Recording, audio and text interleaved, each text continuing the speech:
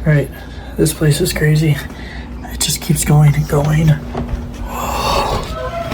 Oh my god.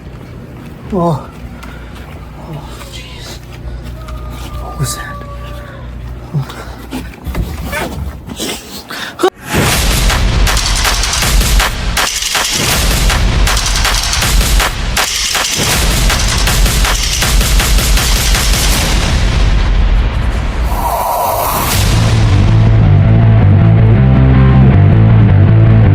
Johnny Talks Movies. The Backrooms. Wow, this movie was an experience.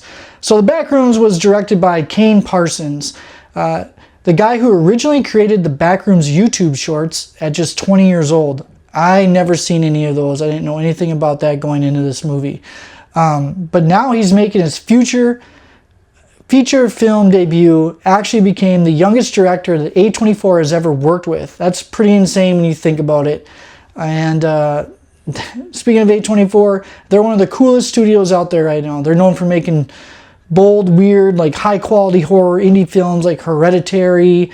They made that one movie, Everything Everywhere All at Once, Moonlight. So when you see an A24 film, you know that you're probably going to watch something different and interesting. The Backroom centers around Clark Chidwell Effendor. I know I said his name wrong.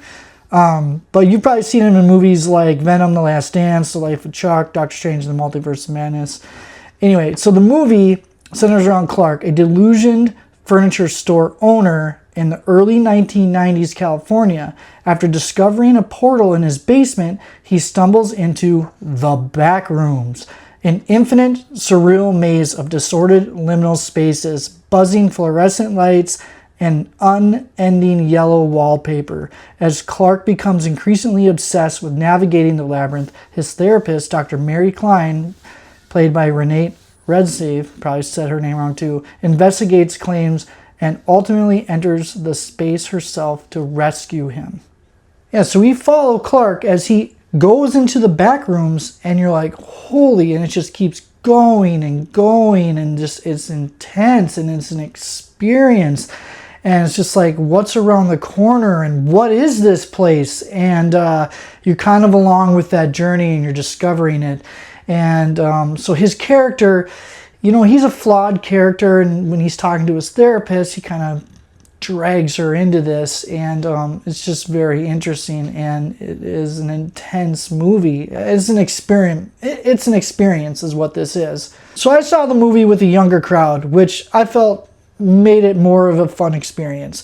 But when you're in the back rooms, like in the movie, that is like, it's discombobulating, it's confusing, it's eerie, and for me, it's like, it was like my own personal nightmare. Like I would just, the feeling of getting lost in that, but it's so open. It's got this, oh, it was just, it is a weird movie. This movie is more of a psychological horror than just a straight horror film.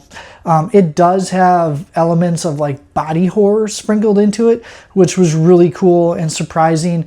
But this, you know, this movie kind of reminded me of The Cell, this older movie from the 90s called The Cell. It kind of had a little bit of that feel to it, but it definitely plays with perception and your mental state. I would say, like, with not spoiling anything, like one of the standout scenes was in the third act, and it wasn't like a chase scene. It was a conversation that was happening, and I was literally gripping my seat, but it was so intense because of what was happening in the conversation and the elements around them and what was kind of being said and how it was being played out. I was like, whew. Like this movie, the more I think about it, the more I actually really love this movie. That's my review for The Backrooms. I strongly recommend this movie for horror fans. I say go see it. Hey, before you go, drop a comment and let me know. If you found a door that actually went into the backrooms in real life, would you step through it? Let me know in the comments section. And as always, if you like this channel, like and subscribe.